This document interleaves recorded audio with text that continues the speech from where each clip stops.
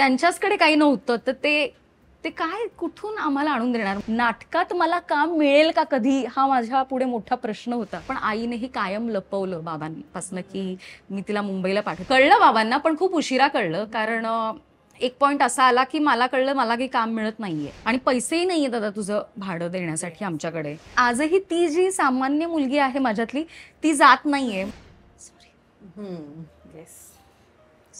पण तेव्हा मी खूपच हार्टब्रोकन होते. एक रिलेशनशिप मधून बाहेर पडले होते.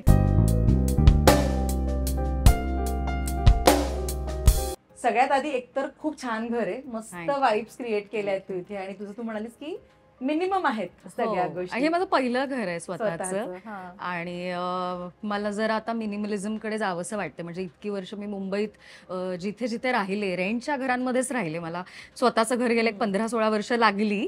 पण या अख्ख्या प्रवासात जितक्या घरांमध्ये मी राहिले मी खूप असं हाऊस असते ना आपल्याला इंटिरियर करायची त्या पद्धतीने रेंटच्या घरात पण मी इंटिरियर करून पैसे खर्च करून राहिले. पण स्वतःचं घर घेतल्यावर मात्र मी सगळं काढून टाकलं आणि मी जितकं सिंपल साधं ठेवता येईल असं म्हणजे फर्निचर तर नाहीच केलंय मी.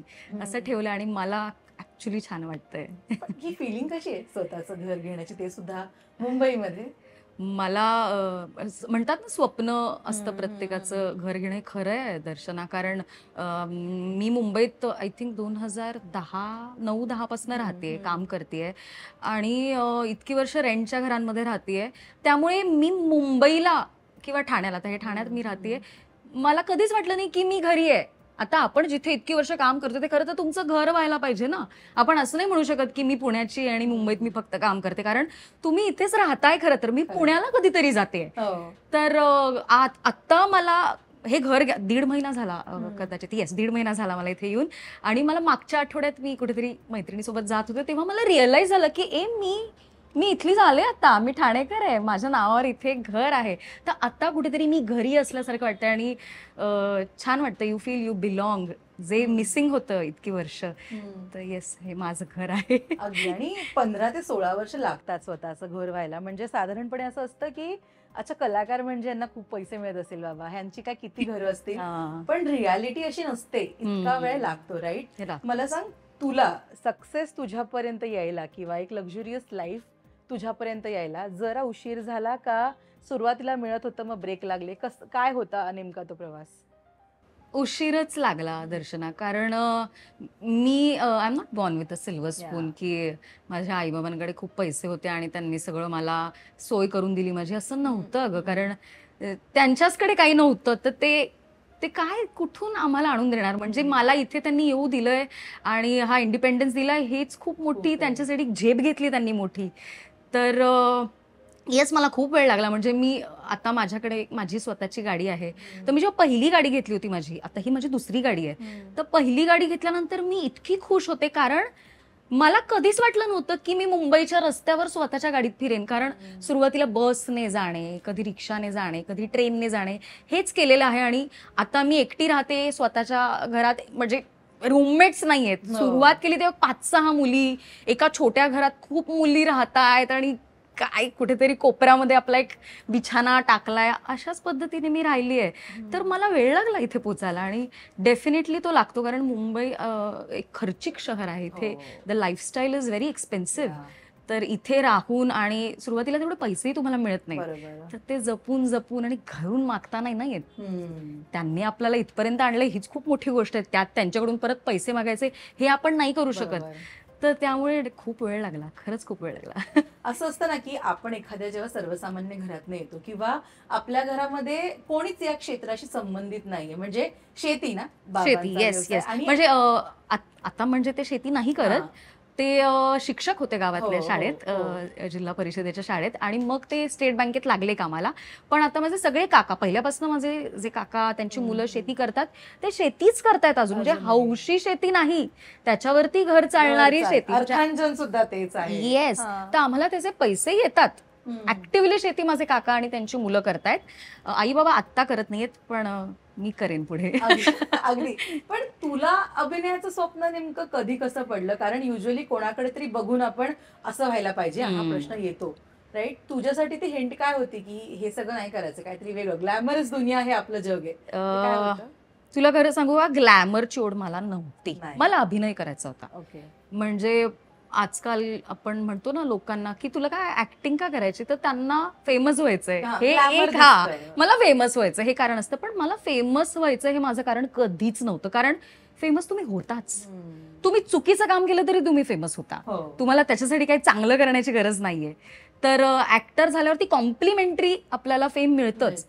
पण मला ऍक्टिंगच करायची होती. आणि का मला ऍक्टर व्हावं असं वाटलं ह्याचं कारण मला खरंच माहित नाही. कारण हे खूप लहान असताना माझ्या मनात हे आलं की मला ऍक्टिंग करायची. म्हणजे मला 5वीत वगैरे असताना ओरल एक्झाम्स असतात शाळेमध्ये. तर ओरल एक्झामला सुपर्णा हेगडे माझ्या टीचर आहेत शाळेतल्या, त्यांनी माझी एक्झाम घेतली होती आणि मुलांना पुढे बोलवलं जायचं. एक कविता म्हणायची, मग ते 4 प्रश्न विचारणार, त्याची उत्तर द्यायची आणि मग एक तुम्हाला काय व्हायचंय पुढे वगैरे असं विचारायचं. आणि 10 मार्काची ती ओरल एक्झाम असायची. त्यात सगळ्या मुलांनी ती नेहमीची उत्तर दिली, डॉक्टर, हे ते इंजिनियर वगैरे वगैरे. मी एकटी होते अख्ख्या वर्गात जिने सांगितलं की मला ऍक्टर व्हायचंय. त्याच्यावरती एक सायलेन्स होता. त्या काळी एलियन वाटायचं हे, की आता कसं आपल्याला ज्युपिटरवर बापरे ज्युपिटर असं वाटायचं, मुंबई आणि हे क्षेत्र. म्हणजे माझी आजी, मी तुला सांगते, जेव्हा ती हयात होती, 110 वर्षांची होती जेव्हा ती गेली, आणि ती अत्यंत खेड्यापाड्यातली, म्हणजे माझे आई बाबा दोघेही खेड्यातले आहेत. आजी माझी अशिक्षित लुगडं नेसणारी बाई, तिने मला एकतर टीव्हीच घरात उशिरा आला, हे मी तुला सांगते. माझ्या जन्मानंतर 3 वर्षांनी माझ्या आईने तिच्या आयुष्यातला पहिला टीव्ही बघितला होता. मग जेव्हा आजीला गावावरून पुण्यात आणलं तेव्हा तिने टीव्ही बघितला. तर ती इतकी अचंबित होती की तिने मला हा प्रश्न विचारला, यात माणसं कशी गेली. म्हणजे इतका इनोसन्स होता की तिला प्रश्न पडला, ह्याच्यात जायचं कसं, म्हणजे हा जो बॉक्स आहे खोकं, ह्याच्यात गेली कशी लोक. हा तिने इतका इनोसंट प्रश्न विचारला होता. तर हे इतकं एलियन होतं जग की आपल्याला काहीच माहित नव्हतं. आणि असं काही एक ऑफिस नाही ना ग, इट्स अ प्रायव्हेट सेक्टर, की इथे जा, इथे गेल्यावरती नोंदवा तुमचं नाव आणि तुम्ही ऍक्टर व्हा, असं काही नव्हतं. आता तरी थोडंसं इझी झालेलं आहे सोशल मीडियामुळे बरंच गोष्टी. हा, पण तेव्हा माहीतच नव्हतं की काय करायचं. त्यामुळे it was a alien world. आणि असं असतानाही कोणी तुमची थट्टा न करता तुम्हाला वा असं म्हणतं, तेव्हा असं वाटतं की हे शक्य आहे. शाळेत असताना पण ऍक्टिव्ह होतीस तू, नाटक, डान्स सगळ्या? हो हो हो, मी सगळ्या डान्सेस आणि सगळ्या नाटकांमध्ये मी असायचे. म्हणजे बालचित्रवाणीची लोक शाळेत आली होती आणि त्यांनी एक वर्कशॉप घेतलं होतं. त्या वर्कशॉपमध्ये मला प्राइज वगैरे मिळालं होतं. तर मी असायचे. एक्स्ट्रा करिक्युलर ऍक्टिव्हिटीज मध्ये मी असायचेच होती. पण ऍक्च्युली ते बोलणं सोपं असतं की मला ऍक्टर बनायचंय, पण ते स्वप्न आपलं जगणं आणि पूर्ण करणं याच्यामध्ये खूप डिफरन्स आहे, राईट? काय घडलं आणि या क्षेत्राकडे आलीस त्यानंतर? कॉलेजमध्ये होता संबंध, नाटक ग्रुप वगैरे काय? मी कम्प्युटर सायन्सला होते 11वी 12वी. आणि कम्प्युटर सायन्स व्होकेशनल सब्जेक्ट आहे, जिथे वर्गात एक 12 ते 20च्या आत मुलं असतात फक्त. लिमिटेड सीट्स असतात. आणि मला चांगले मार्क असल्यामुळे मला ते सीट मिळालं. आणि एवढीशी जेव्हा स्ट्रेंथ असते एखाद्या वर्गाची, तेव्हा प्रत्येक विद्यार्थ्याकडे टीचरचं लक्ष असतं. एक जरी व्यक्ती गायब असली तरी टीचरला कळतं की ही आज आलेली नाहीये. म्हणजे 100 विद्यार्थ्यांचा वर्ग असेल तर मिस होऊन जातं कधी कधी. पण मी एकदा जरी गायब झाले, म्हणजे मला आठवते मी पुरुषोत्तम करंडकमध्ये मला भाग घ्यायचा होता आणि हेमंत ढोमे तेव्हा माझा सिनियर होता. आणि तेव्हा मला माहित होतं की हा एवढा मोठा होईल पुढे जाऊन. पण मला कळलं की इथे त्यांचं एक ऑडिशन चालू आहे आणि पुरुषोत्तमसाठी ते ऍक्टर शोधताय. तर मी ऑडिशनला गेले आणि त्या दिवशी मी वर्गात नव्हते. तर माझ्या घरी फोन गेला, तुमची मुलगी आज वर्गात नव्हती. तर मला कधीच नाही ऍक्टिंग करता आली. ओके. मला कायम कॉलेजमधून घरी फोन आणि मग मला ओरडा बसायचा. आणि मी कधीच नाटक बिटक काहीच नाही केलं. मी नाटकं बिटकं जे म्हणतात ना पुण्यातली मुलं काहीतरी पुरुषोत्तम वगैरे करून आली असतील माझ्याबरोबर, काहीच नाही केलं. नाटकात मला काम मिळेल का कधी, हा माझ्या पुढे मोठा प्रश्न होता इतकी वर्ष. आणि मला करायचं होतं पण मला ते करता नाही आलं. पण मी इथे आहे ते माझ्या आईमुळे आहे. कारण ती मला लपवून मुंबईला पाठवायची. माझ्या बाबांना माहीत नसायचं. कारण कम्प्युटर सायन्स नंतर मी आर्ट स्कूलमध्ये ऍडमिशन घेतलं. मी BFA केलंय. तर ते पण आता आर्ट स्कूल म्हटल्यावर पण खूप पर्सनलाइज्ड लक्ष असतं तिथे सुद्धा मुलांवरती. क्लास टीचर असल्यासारखी एकच टीचर अख्खा दिवस असते तुमच्या वर्गात.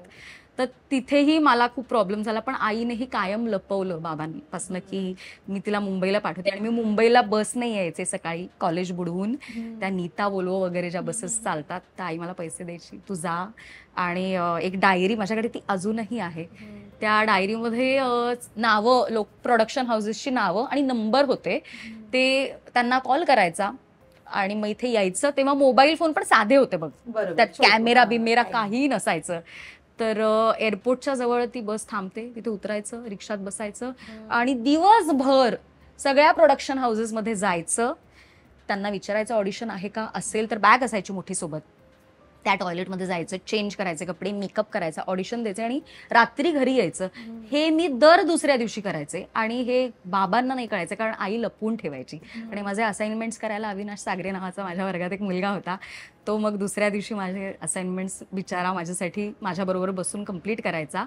तर हे ह्याच्यामध्ये आई माझी जी आहे, she is the main heroine of my story. कळलं नंतर का नाही? कळलं बाबांना, पण खूप उशिरा कळलं. कारण एक पॉइंट असा आला की मला कळलं मला काही काम मिळत नाहीये, कारण मी बरीच वर्ष हे केलं. मी लहान, अंदाजे एक तर लहानपणापासून करते. पूर्वी आता माहित नाही पेपरमध्ये येतं का, पण पूर्वी ना पेपरमध्ये ऍड यायची ऑडिशनची आणि पैसे पण असायचे, एंट्री फी वगैरे. आणि ते सगळं तुमच्या माध्यमातून आज मी सांगतेय की प्लीज कुठेही पैसे घेऊन ऑडिशन्स असतील तर ते खोटं आहे, तुम्ही देऊ नका. आणि आमचे खूप पैसे गेलेले आहेत, म्हणजे पैसे होते असं नाहीये, पण आई थोडे थोडे जमा करून. एकदा तर माझ्या आईने तिचं एक मंगळसूत्र माझ्यासाठी विकलं होतं. तर तसं करून करून माझ्या आईने मला ऑडिशन्स देऊन देऊन खूप प्रयत्न केले माझ्यासाठी. तिने म्हणजे माझं स्वप्न तिला पूर्ण करायचं होतं आणि मला कामच नाही मिळालं. म्हणजे मी कॉलेजमध्ये जाईपर्यंत मी इतके ऑडिशन दिले दर्शना की त्याला काही काउंट नाहीये, पण मला कशातनंच काही काम मिळालं नाही. आणि मग मी जे हे ग्रॅज्युएशन करता करता जे मुंबईला यायचे दर दुसऱ्या दिवशी, तेही करून झालं. मी असं करता करता ग्रॅज्युएट झाले, पण मला काम मिळालं नाही. आणि मग एका पॉइंटला मला रिअलाइज झालं की आपल्याला काम न मिळण्याचं कारण आहे की आपण मुंबईत राहत नाहीये. कारण काम देणारा पण विचार करतो ना की या व्यक्तीला आपण काम दिलं तर ही व्यक्ती आली नाही उद्या शूटला तर ही राहणार कुठे, इथली नाहीये. हा विचार पूर्वी फार व्हायचा. आता कसं कनेक्टिव्हिटी वाढली आहे, लोक काय एका दिवसात पुण्याला जाऊन परत येतात, कुठून कुठून लोक येतात. आधी तसं नव्हतं. आधी लोकांना वाटायचं काय, अरे ही कशी येणार, त्यामुळे घाबरत पण होती लोक.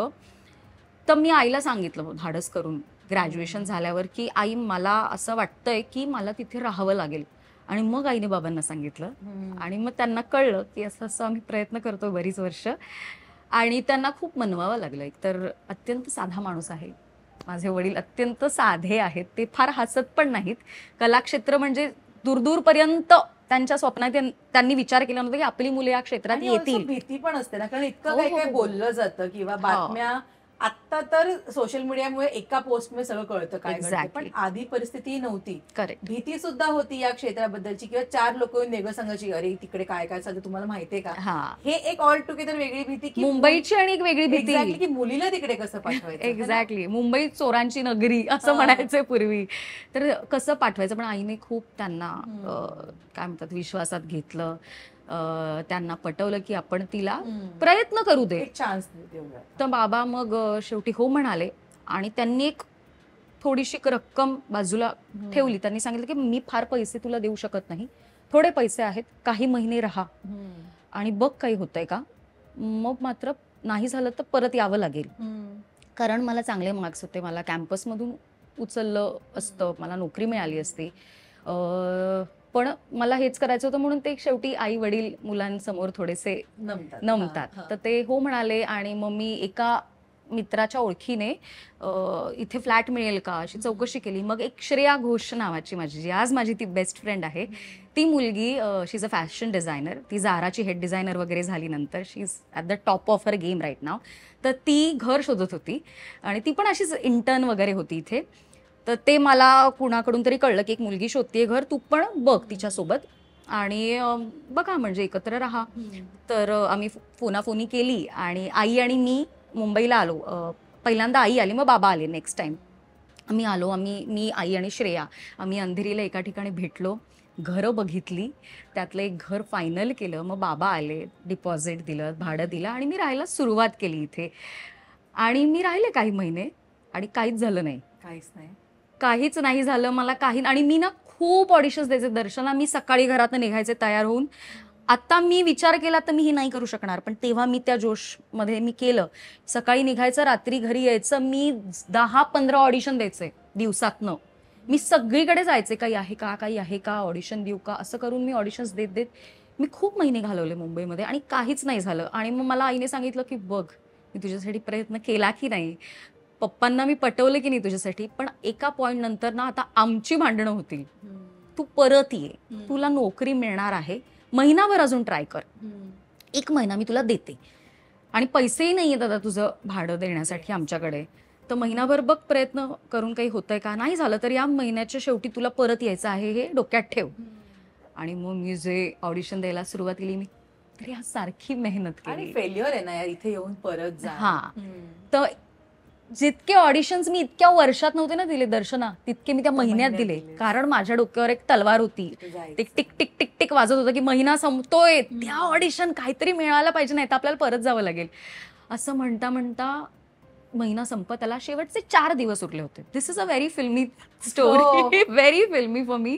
म्हणजे माझा आजही विश्वास, हो, काउंटडाऊनच होता तो. आणि 4च दिवस राहिले होते आणि मी स्वतःला विचारलं की हे इतक्या वर्षात झालं नाही. अख्खं लहानपण, अख्खं कॉलेज, ग्रॅज्युएशन नंतर इतके महिने, किती ऑडिशन दिलेत आपण, एवढे ऑडिशन कोणी दिले असतील का, ह्याला काही काउंट आहे का, नाही होणार आहे काही, आपण जाऊयात, 4 दिवस राहिलेत, काय होणार आहेत, लेट्स गो, असं म्हणून मी माझं सामान पॅक केलं आणि मी घरातनं निघाले. मला अमित कल्याणकर जो ऍक्टर आहे त्यांनी मला एक जस्ट संध्याकाळी फोन केला होता की आम्ही पुण्याला चाललोय, तुझं काय. तर मी त्याला म्हटलं की मग मला घेऊन जा आणि मी पण जाते.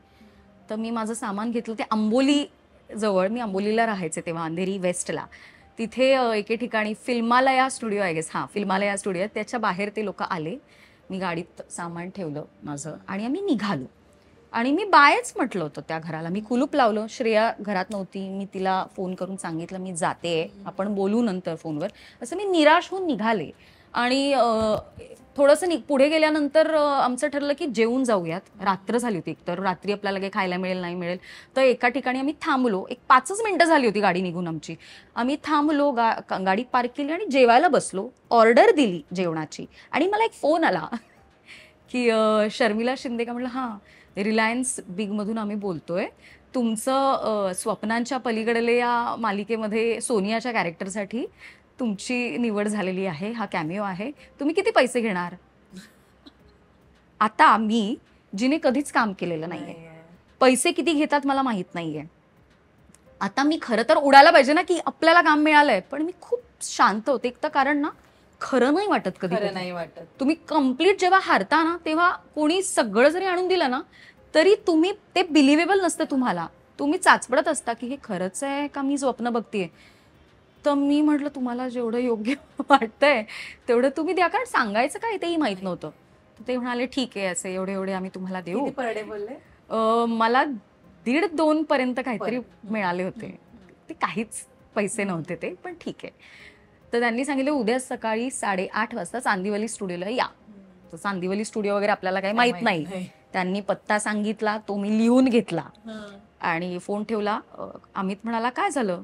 म्हटलं काही नाही, जरा माझं एक काम आहे. मी त्यालाही नाही सांगितलं की मला काम मिळालंय, कारण मलाच ते कळत नव्हतं की आपल्याला खरंच काम मिळालंय का.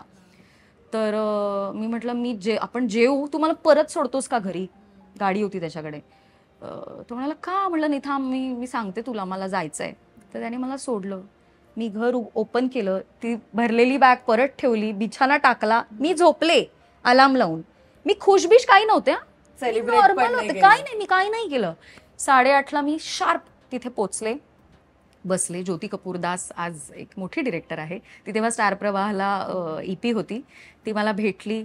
आमचा लुक डिसाईड झाला, सगळं झालं. आणि माझ्या आयुष्यातला पहिला शॉट, हा मी मंदिराच्या बाहेर उभी आहे आणि उषा नाईक यांच्याबरोबर माझा पहिला सीन आयुष्याचा. आणि विनोद लवेकर डिरेक्टर होते. मी तो सीन केला, तो छान झाला, सगळे म्हणाले. माझं पॅकअप झालं. त्यानंतर मला काही दिवस सुट्टी होती, तर 7च दिवसांचा रोल होता खरं तर. पण पहिल्या दिवशी जे आम्ही सीन केले त्याच्यानंतर एक मोठा गॅप होता. मी घरी आले, मी सामान ठेवलं आणि मी झोपले. आणि मला अचानक रिअलाइज झालं की आपल्याला काम मिळालंय. आणि मी उठले आणि मी खूप हसले. मला पहिलं काम केल्यानंतर दिवसाच्या शेवटी कळलं की आपल्याला काम मिळालंय. तर हे इतकं फिल्मिंग होतं दर्शना. जे आणि त्याच्या मागेही एक स्टोरी आहे. मी तुला हे अर्धवट सांगितलंय. खूप ऑडिशन दिल्यानंतर त्या कुठल्या तरी ऑडिशनमध्ये आपल्याला काम मिळालं पाहिजे की नाही, त्यातल्याच एका. तर एवढं सगळं केल्यानंतर मला विदाऊट ऑडिशन मिळालेलं काम. याचं ऑडिशन नाही दिलंयस तू? नाही. आणि नाही. आणि त्यानंतर लॉंगेस्ट रनिंग इज पुढचं पाऊल तुझं. That changed everything. Exactly, that change everything. तर त्याच्यामध्ये पण I was not the first choice. Somebody else was casted. आणि त्या रोलसाठी एक वेगळी अभिनेत्री, तिचंही नाव मी नाही सांगणार उगाच, पण एक वेगळीच मुलगी झाली होती कास्ट. आणि ती लास्ट मोमेंट तिने सांगितलं की मला नाही करायचंय. आणि तिला एका हिंदी मालिकेमध्ये रोल मिळाला होता. नंतर तेही नाही झालं तिचं. पण असं म्हणून तिने ती मालिका सोडली होती just a day before the shoot. आणि मला आठवतंय एका वेगळ्याच झीची एक मालिका होती, त्याच्या ऑडिशनला मी गेले होते. त्याचं मला आता नाव आठवत नाहीये. पण त्या ऑडिशनमधून मी निघाले आणि मला फोन आला होता मनीष दळवींचा की तुम्ही येता का मडला, आपल्याला ऑडिशन घ्यायचं, उद्या या सकाळी.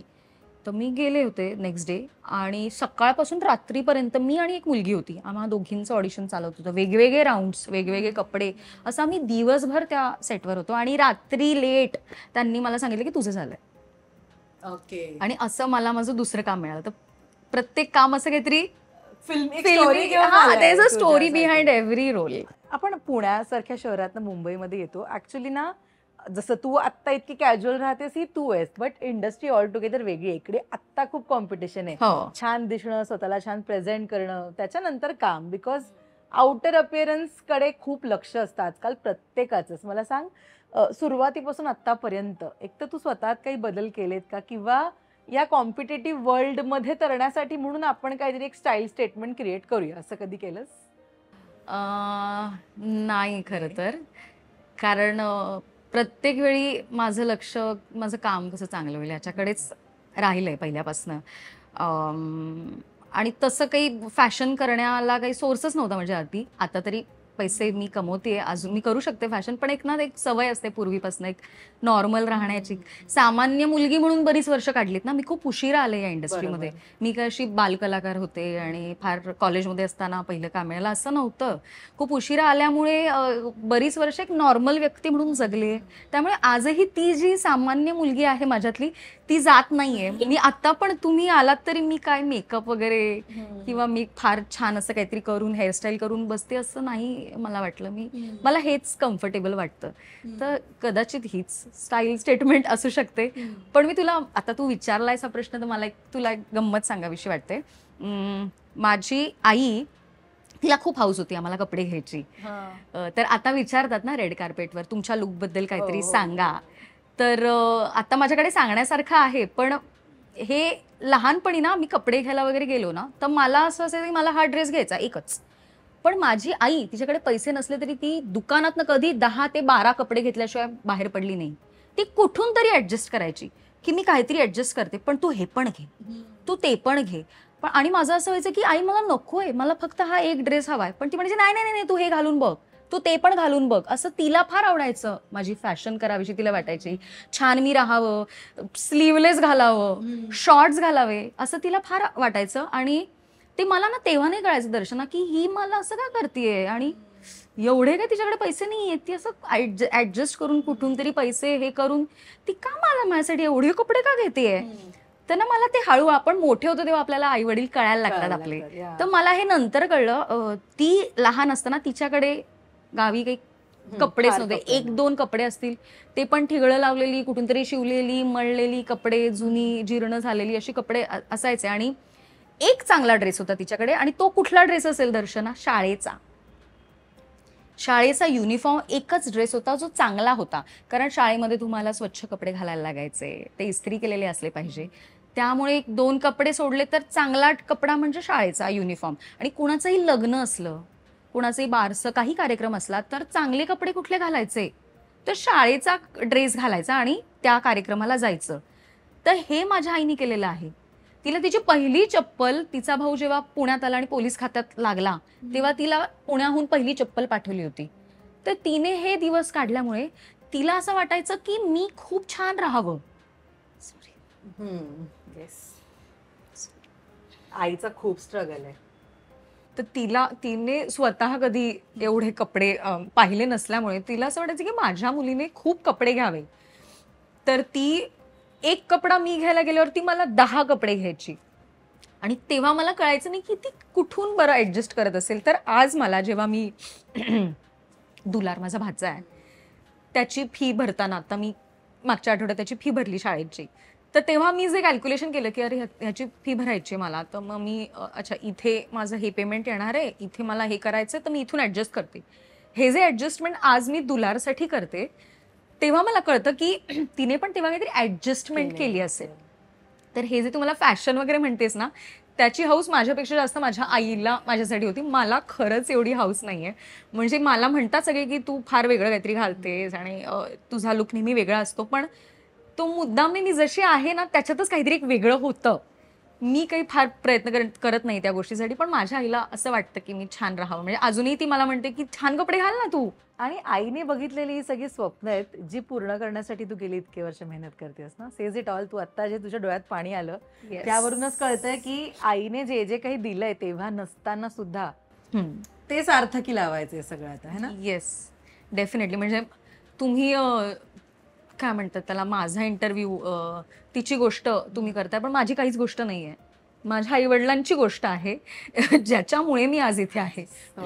आणि त्यांची गोष्ट खूप मोठी आहे. म्हणजे मी काहीच नाही, म्हणजे माझं काही, मी स्वतःला माझं मी सक्सेसफुल आहे असं मी म्हणतच नाही. कारण ते सक्सेसफुल आहे म्हणजे ज्या लोकांनी म्हणजे आय थिंक 1972 साली महाराष्ट्रात दुष्काळ पडला होता. खायला अन्न नव्हतं लोकांकडे. तेव्हा रस्त्याच्या कडेला खडी फोडण्याचं काम ज्या लोकांनी केलेलं आहे, ती लोक आज त्यांच्या मुलांना इथे आणतात. तर त्यांचं सक्सेस आहे. आपलं काही सक्सेस मला सक्सेसफुल म्हणतच नाही. घरातच इन्स्पिरेशन किंवा मोटिवेशन आहे तुला की इकडे 100%च द्यायचंय आपल्याला इंडस्ट्रीमध्ये येऊन. मी कधीच नाही करू शकणार त्यांनी जे केलंय. माझ्याच्याने होणारच नाही ती गोष्ट. म्हणजे खरं म्हणजे चप्पल नाही, कपडे नाही, आणि आपण खडी फोडण्याचं. म्हणजे माझ्या आईने मला सांगितलं की तिने प्रश्न विचारला होता तिच्या चुलतीला की आता आपण काय करणार, आपल्याकडे पाणी नाही, जेवायला नाही, आपण कसं जगणार, हा प्रश्न आईने विचारला होता तिच्या काकूला. तर ते जे केलंय त्यांनी ते नाही आपण करू शकणार. म्हणजे मी नाही करू शकणार.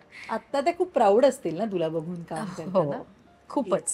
पुढचं पाऊल ही लॉंगेस्ट रनिंग मालिका तू केलीस. खरं तर असं असतं की एक उंचीवर नेऊन ठेवणारं काम केलं ना की त्याच्यानंतर त्याच प्रकारचं काम आलं पाहिजे, याच्यासाठी ऑल टुगेदर वेगळा स्ट्रगल असतो.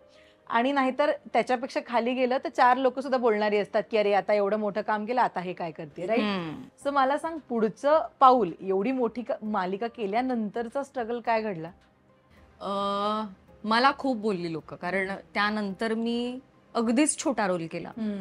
मला चॅनल मधून स्टारचा शो होता, तर चॅनल मधलीही काही ओळखीची लोक मला फोन करून तेव्हा विचारायची की तू असं का केलं असेल, आम्ही तुला केवढा मोठा रोल दिला होता, तू एवढा छोटा रोल का करतेस. तर जेनी ना माझ्या नवऱ्याची पण मी तसं 2दा केलेलं आहे माझ्या आयुष्यात. एक फिल्म आली होती माझ्याकडे आणि त्या फिल्मचंही मी नाव नाही सांगणार. त्या फिल्ममध्ये टायटल रोल मला ऑफर झाला होता आणि माझ्या नवऱ्याची बायकोमध्ये सुद्धा मला तो लीडच होता, म्हणजे निगेटिव्ह लीडच होता. तर अशा 2 प्रोजेक्ट्समध्ये मी लीड न करता कॅरेक्टर केलेला आहे. कारण मला तुला सांगू दर्शना, खरंच मी हे जे काही चौकट ऑडियन्सने किंवा इंडस्ट्रीने बनवली की हे केलं की तुम्ही सक्सेसफुल आहात, किंवा अशाच पद्धतीचे रोल तुम्ही केले किंवा या पद्धतीने तुम्ही गेलात, हा ग्राफ तुमचा असला पाहिजे तरच तुम्ही सक्सेसफुल आहात, हे मी मानत नाही माझ्या आयुष्यात. कारण तू मला सांग, एक कॅरेक्टर रोल करणारी व्यक्ती, एक वन डे आर्टिस्ट किंवा एक लीड, हे सगळे एकच काम करतात ना, सगळे अभिनयच करतायत. आपण एखाद्या कॉर्पोरेटमध्ये जातो, एखाद्या हॉस्पिटलमध्ये जातो, तिथे एक सर्जन आहे, एक जनरल फिजिशियन आहे, वेगवेगळ्या प्रकारचे डॉक्टर असतात, ते सगळे वेगवेगळं काम करतात ना, ते एकच काम नाही करत. किंवा एक अकाउंटंट, एक HR किंवा एक बॉस, हे सगळ्यांची कामं वेगळी आहेत, प्रोफाईल वेगळे, काम वेगळं. ऍक्टिंगमध्ये तू मला सांग काय वेगळं करतात सगळे. एक कॅरेक्टर आर्टिस्ट आणि एक लीड, दोघंही अभिनयच करतात. मला अभिनय करायचा आहे. मी जसं तुला मगाशी म्हणाले की मला अभिनयच करायचा होता, मला ग्लॅमर हा माझा उद्देश नव्हताच कधी. त्यामुळे जेव्हा मी पुढचं पाऊल मी सोडली, खरं तर 5 वर्ष मी ती मालिका केली आणि त्यानंतर मला काहीतरी वेगळं करायचं होतं. मी जवळजवळ 30 दिवस काम करायचे त्या मालिकेमध्ये, कारण माझे सीनच तेवढे असायचे. मला एखादी सुट्टी मिळायची आणि डे नाईट वगैरे पण असायचं. त्यामुळे मी रोज काम करायचे आणि मी 5 वर्ष डेली काम केलेलं आहे. त्यानंतर मला काहीतरी एक क्रिएटिव्हली काहीतरी वेगळं करायचं होतं आणि मला नाटकात पण काम करायचं होतं. त्यामुळे मी विद्याधर पाठारे जे आमचे प्रोड्युसर होते त्यांना सांगितलं की सर प्लीज मला जाऊ द्या. मला काहीही मिळालेलं नाही. त्यांना असं वाटलं की मला काहीतरी मिळालंय वेगळं. मोस्टली ऍक्टर्स असं करतात, चांगलं काहीतरी मिळालं की जातात. आणि एक तर खूप फेमस आपण झालेले असतो, त्यामुळे कामं येत असत आपल्याला. त्या दरम्यान पण लोक म्हणतात की हे सोडा, हे करा, आम्ही तुम्हाला वेगळा रोल ऑफर करतो. असं माझ्याबरोबर पण 5 वर्ष खूप वेळ झालं. पण मी त्याच्यासाठी म्हणून माझी मालिका कधीच नाही सोडली. तर मी सोडताना पण त्यांनी विचारलं की पैसे वाढवून हवेत का, तुला काय दुसरं काही आलंय का? तर म्हणलं सर अजिबात मला पैसे वाढवून नकोयत, मला दुसरंही काम आलेलं नाहीये, मला फक्त जायचंय, कारण मला खूप सॅच्युरेशन आलेलं आहे तेच तेच तेच तेच करून आणि मला काहीतरी वेगळं करायचंय स्वतःसाठी. मी मालिका नाही घेते कुठलीच. तर मी असं म्हणून त्यांनी मला जाऊ दिलं. त्यांनाही खूप हे झालं, त्रास झाला त्याचा, पण त्यांनी मला जाऊ दिलं. आणि ते झाल्यानंतर मी गुलजार साहेबांचं मला नाटक मिळालं. ती स्टोरी तुला सांगेनच. पण मी ते नाटक करायला लागले आणि काही महिन्यांनी मला काही नाही, काही 6-1 महिने झाले असतील, मला ही सिरियल आली माझ्या नवऱ्याची बायको. आणि मला सुवर्णा मंत्री म्हणाले की तू कर हा रोल आणि खूप छान आणि तू हवी आहेस. आणि ते कित्येक महिने मला म्हणत होते की तू कर आणि मी नाही नाही नाहीच म्हणत होते. एकतर मी विद्यासरांना हे सांगून सोडलंय की मला दुसरं काही मिळालेलं नाहीये. आपल्याला सॅच्युरेशन आलं होतं, आपल्याला तेच तेच करायचं नव्हतं, म्हणून आपण तिथून बाहेर पडतो आणि परत आपण एक लीड विलन करायची दुसऱ्या मालिकेत. हे मला पटत नव्हतं आणि मला नव्हतं करायचं ते. पण सगळीच ओळखीची लोक होती, म्हणजे दिग्दर्शकापासून सगळेच. आणि ट्रम्पचा पहिला शो होता, तर त्यांनी कर ना रिक्वेस्ट केली. मग मी त्यांना म्हटलं की मला एक छोटा रोल द्या ना ह्याच्यातला. तर ते हसले. केदार सरांनी मला फोन केला होता. ते म्हणाले की तू वेडी आहेस का, हा रोल का करायचा आहे? म्हटलं नाही, मला छोटा रोल करायचा. त्याची 2 कारणं होती. एक तर मला वेळ मिळणार होता. लीड केल्यावरती तुम्ही महिनाभर तिथे बांधलेले असता. मी नाटक करत होते, मला त्याच्यासाठी वेळ हवा होता. आणि गुलजार साहेबांचं नाटक नाही सोडणार, कोणीच नाही सोडणार. इतकी वेळी तर मी नाहीये की मी ते नाटक सोडेन. तर मला ते नाटक करता येत होतं छोटा रोल केल्यामुळे. आणि मला ना माझी इमेज चेंज करायची होती दर्शना. आपण एक जेव्हा असा रोल करतो ज्याच्यामुळे तुमची एक इमेज क्रिएट होते, त्यानंतर तुम्ही स्टिरियोटाईप होता. विलन केल्यानंतर तुम्हाला विलनच मिळते. बरोबर. तुम्हाला पॉझिटिव्ह रोल केल्यानंतर पॉझिटिव्ह रोलच मिळतात. आणि तुम्हाला जर या क्षेत्रामध्ये येऊन वेगवेगळी कामं करायची असतील तर ही जबाबदारी फक्त तुमची. कोणी तुमच्याकडे असं प्लॅटरवर घेऊन येणार नाही की तू हे पण कर, चल तू हे पण करून बघ, असं कोणी तुमच्यासाठी येत नाही. तुम्हाला तुमच्यासाठी प्रयत्न करावे लागतात. तर मी म्हटलं की म्हणू दे लोकांना काय म्हणायचं ते. लोक मला म्हणतील ना वेडी आहे, ओके म्हणू दे, मला एक वेगळा रोल करायचा आहे. आणि जेनी असं कॅरेक्टर होतं जे पॉझिटिव्ह होतं आणि जे मला छान वाटलं ऐकून. ते ऑन पेपर इतकं छोटं कॅरेक्टर होतं ना की त्यांनी खरं सांगते ज्युनियर आर्टिस्ट पण आणली असती आणि तिला थोडं ट्रेन केलं असतं. पण मग ते मी करते म्हणून ते थोडंसं लिहिलं गेलं. आणि मी नाही मला करायचंय, हट्टाने मी ते कॅरेक्टर घेतलं. त्यामुळे मला नाटक पण करता आलं आणि मला माझी इमेज बदलता आली. मला खूप लोक बोलली, मला ऑडियन्स पण म्हणाली की तुम्ही काय करताय. पण मी माझ्यासाठी ते केलं, त्याचा मला फायदा झाला. आपण जे करतो त्याचा आपल्याला फायदा होणार आहे फक्त आपल्याला माहिती असतं. लोक आजूबाजूला खूप आपल्याला सांगणारी असतात की तुम्ही चुकला आहात. बरोबर. म्हणजे मला आई पण माझी खूप वेळा म्हणाली तू का असं केलं असशील. म्हणलं आई थांब, माझ्यावर विश्वास ठेव, मी व्यवस्थित योग्य तेच करतेय. आणि मला त्याच्यामुळे वेगवेगळे रोल्स करता आले. मला हिंदीमध्ये पण काम करायचं होतं. ऍक्टर म्हणून तुम्हाला वेगवेगळ्या भाषांमध्ये काम करायचं आहे. मला हिंदी मालिका करता आली. मी ते करता करता एक नाटक आणि एक हिंदी मालिका असं सगळं केलं. तर माझ्यासाठी ॲव्हेन्यूज ओपन झाले. बरोबर. आणि ते ॲव्हेन्यूज ओपन झाले कारण मी एक असं काम घेतलं जे छोटं होतं, माझ्याकडे वेळ होता आणि प्लस माझी इमेज त्याच्यामुळे चेंज झाली, जी अदरवाईज नसती झाली. मी त्याच्यानंतर लगेच शनाया जर केली असती तर मला त्यानंतर कधीच कोणी पॉझिटिव्ह रोलमध्ये नसतं बघितलं. आणि असंच एका सिनेमासाठी पण मी केलं होतं, पण त्याचं कारण वेगळं होतं. त्या सिनेमाचं जे नाव होतं तोच रोल होता, म्हणजे टायटल रोल होता. पण ही खूप मजेशीर गोष्ट आहे. तेव्हा मी खूप नवीन होते, म्हणजे अगदी पुढचं पाऊलची सुरुवात होती आणि मला ती फिल्म आली होती आणि लीड रोल होता त्या फिल्ममध्ये. आणि मी ना थोडा एकतर माहीत नव्हतं कोणाला. आता तर मी 10 लोकांना फोन लावेन आणि विचारेन हे दिग्दर्शक कसे आहेत, यांचं ही फिल्म आहे, ही करू का वगैरे वगैरे. आता मी करू शकते किंवा मलाही तो आता एक समज आहे. तेव्हा माहीत नव्हतं कोणाला विचारायचं आणि ती फिल्म मला आली. मला एवढंच माहिती होतं की एक हैदराबादचे एक हे डिरेक्टर आहेत आणि तिथली खूप मोठी फिल्म आहे ही. तर मी युट्यूबला बघितली ती फिल्म आणि मला खूपच अशी बिग्रेड वाटली. ती बिग्रेड नव्हती, पण खूपच तशी वाटली मला. आणि मला प्रश्न पडला की जर ही अशीच झाली फिल्म मराठीत पण, तर आपलं नाव किती खराब होईल. आणि पैशाची गरज होती. काही काही रोल्स तुम्ही, काही काही कामं तुम्ही पैशासाठी पण करता. बरोबर आहे. तर त्यामुळे म्हटलं मला पैसे तर हवेत, काय करू मग मी, नाही पण म्हणता येत नाही. तर हे सिनेमा हा लाईक माझ्या नवऱ्याची बायको या सिनेमामध्ये पण मी तेच केलं. मी त्यांना सांगितलं की मला लीड नाही करायचा आहे. तर ते पण मला म्हणाले तू काय लीडला का नाही म्हणतेस. मग म्हटलं माझ्याकडे वेळ नाही, माझ्याकडे वेळ होता. म्हटलं माझ्याकडे वेळ नाहीये सर. हा, कारण जर मी त्या सिनेमामध्ये लीड केलं आणि हे जर काहीतरी वेगळं झालं उद्या, ही फिल्म जर तर मी पोस्टरवर दिसेन ना ग. मी होर्डिंगवर येईन आणि मग ते कसं पुसायचं. पण आपल्याला पैसे हवेत म्हणून मी छोट्याच्यात पण छोटा रोल केला. असं मी माझ्या आयुष्यात 2दा लीडच्या ऐवजी कॅरेक्टर केलेले आहे आणि दोन्ही वेळेला कारणं वेगळी होती आणि मी ते योग्यच केलंय असं आजही मला माहिती आहे. आणि I do not regret that at all. नंतर मला कळलं की त्या सिनेमामध्ये काही मोठी लोक पण होती, पण जे मोठे कलाकार असतात त्यांना फरक नाही पडत. कारण ते असे खूप बॅकग्राऊंड मध्ये असे खूप सिनेमे करतात जे कधी येतात कधी येत नाही. हा सिनेमाचं पण तसंच झालं. हा सिनेमा काही मोठा नाही झाला, काही फार चर्चा नाही झाली, तर ते बरंच झालं. आणि मी पोस्टरवर पण नाहीच आले. तर मला जे काही थोडेफार पैसे मिळाले त्याची मला गरज होती, तेही मी घेतले. तर मी हे केलंय माझ्या आयुष्यात आणि मला असं वाटतं की इट्स ओके. अगदी. मालिकांना पण शर्मिला एक फायनान्शियल स्टेबिलिटी पण घेऊन येतं. नो डाऊट नेम फेम मिळतं, पण पैसे सुद्धा तितकेच मिळतात जेव्हा आपण मालिका करत असतो. 5 वर्ष एक मालिका करत असताना तू ती सोडलीस. खरं तर पैशांची गणितं बदलतात जेव्हा हातातलं काम आपण सोडतो. मला सांग, एका अभिनेत्रीची मनस्थिती त्यावेळी काय असते की जेव्हा हातातले पैसे आपण थांबवतो कारण काहीतरी वेगळं करायचं असतं, विचार येतो व्हॉट नेक्स्ट, किंवा आपण पैशांची गणितं कशी जुळवणार. आता तुला आला होता तेव्हा? खूप मला टेन्शन आलं होतं. आणि आई पण माझ्यापेक्षा जास्त टेन्शनमध्ये होती की आता काय करायचं, तू मालिका सोडलीस, तुझे पैसे थांबणार आहेत. तर हा प्रश्न माझ्या समोर होता. पण एक ज्या पद्धतीने मी जो स्ट्रगल करून मी तिथपर्यंत आले होते, त्या स्ट्रगलमुळे माझ्यात कॉन्फिडन्स पण होता की मी काहीतरी करेन. तर त्या कॉन्फिडन्सच्या जीवावर मी पुढचे बरेच महिने काढले. आणि त्याला गट्स लागतात. म्हणजे लीड सोडायला पण गट्स लागतात. तुमचा जो एक ट्रॅक सुरू आहे तो तोडून काहीतरी एक 4 पावलं मागे आले ना ग मी. बरोबर. तुम्ही जिथे होता तिथून 4 पावलं मागे कोणीच नाहीयेत.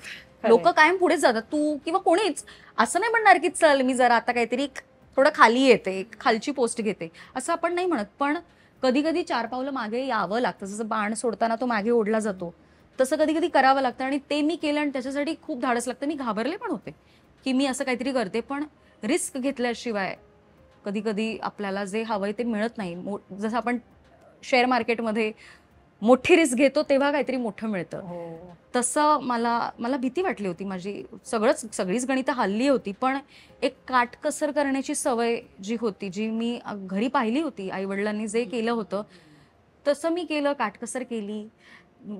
जास्त मुली ठेवल्या. म्हणजे मी 2 मुली होत्या तर मी अजून 2 मुली घेतल्या. मी एक फ्लॅट घेऊन त्याच्यामध्ये 2 जणींना बाहेरची रूम दिली होती, अजून 1-2 जणींना घेतलं. असं करत करत करत मी ते दिवस काढले आणि नंतर सगळं छान झालं. सगळं छान झालं. तुझ्या मते तुला कुठल्या भूमिकेने रिकॉग्निशन मिळवून दिलं खूप?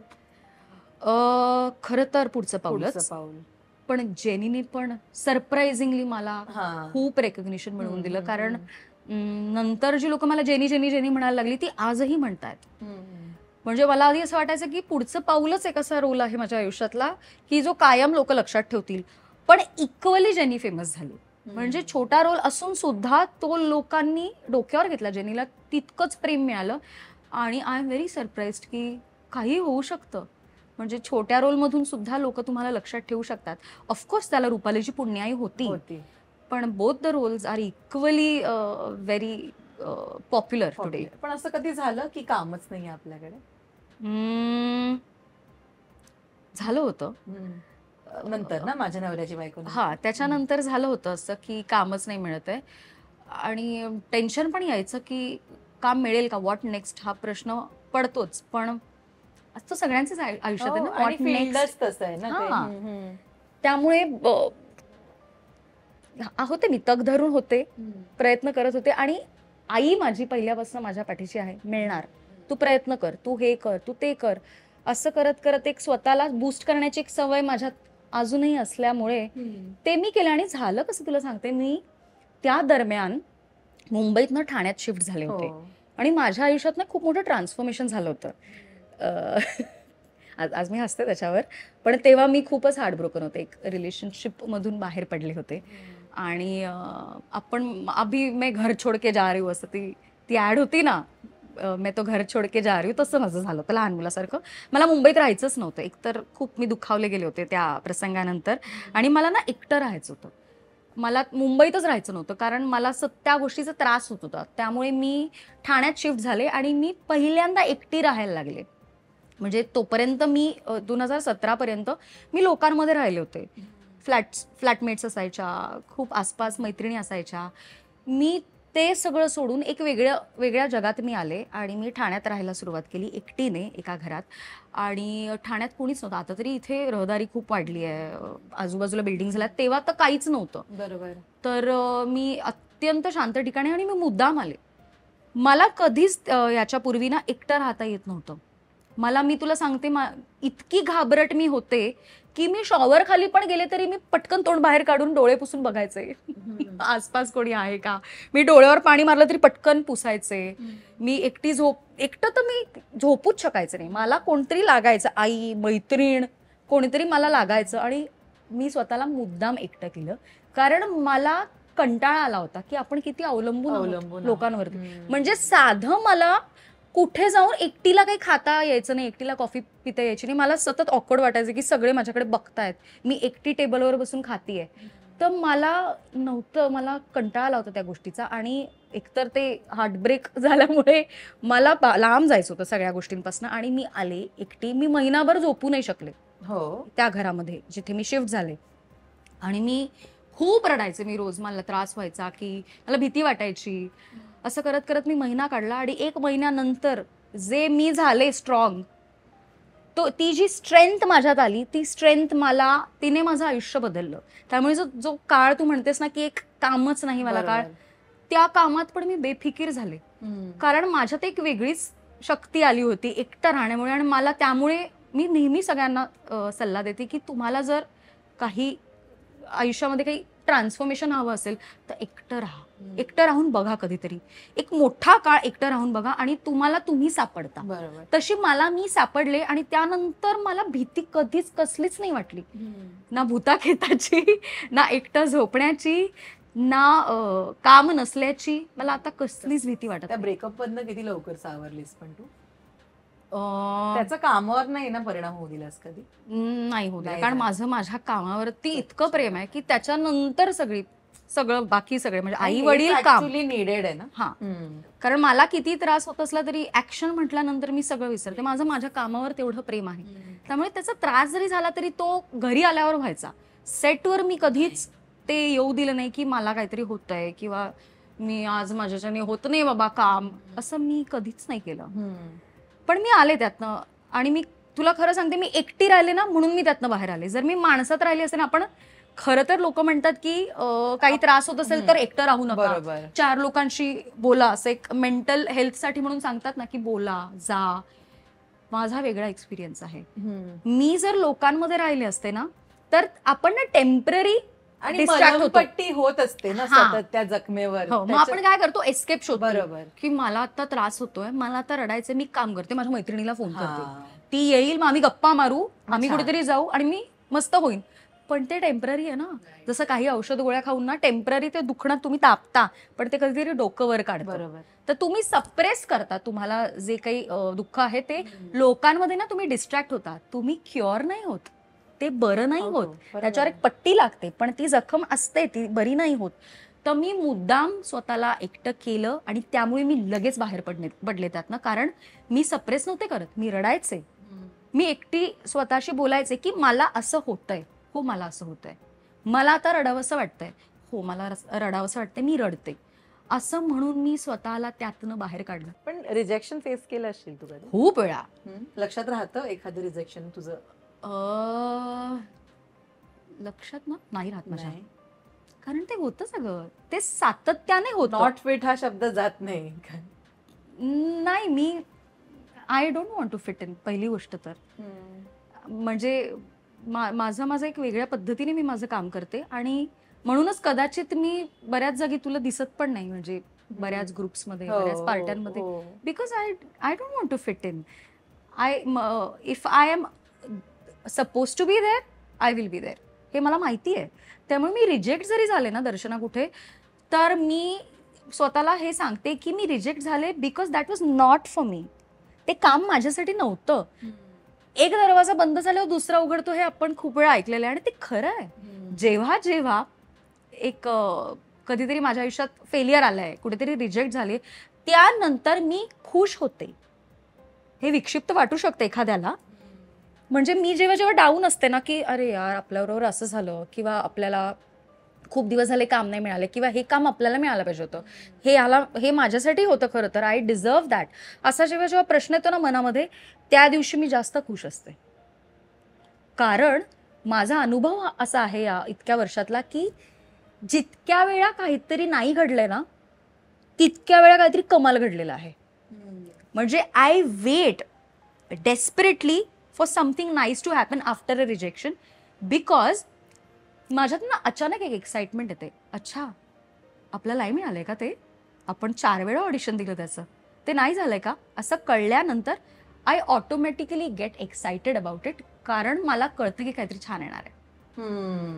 आणि ते येतं ग, ते प्रत्येक वेळी येतं. त्यामुळे काही नाही घडलंय तुमच्या आयुष्यात हे म्हटल्या I am in a celebratory mode automatically.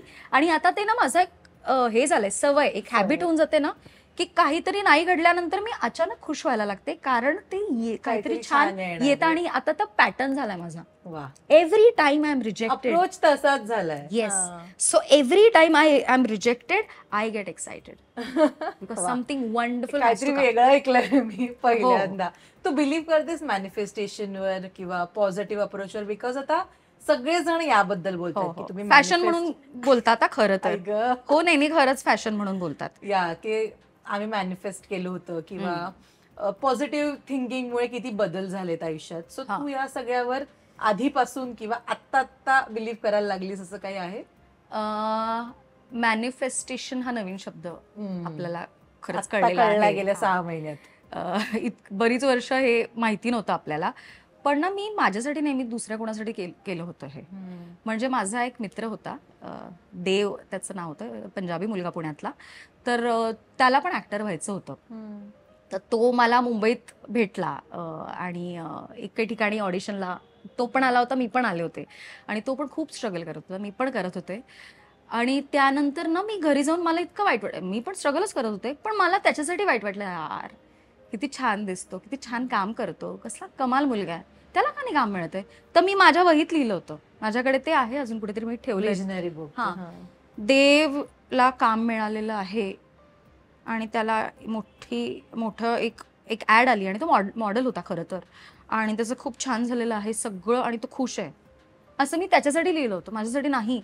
आणि तेव्हा काय मॅनिफेस्टेशन वगैरे नव्हतं ग, हे काही माहीत पण नव्हतं.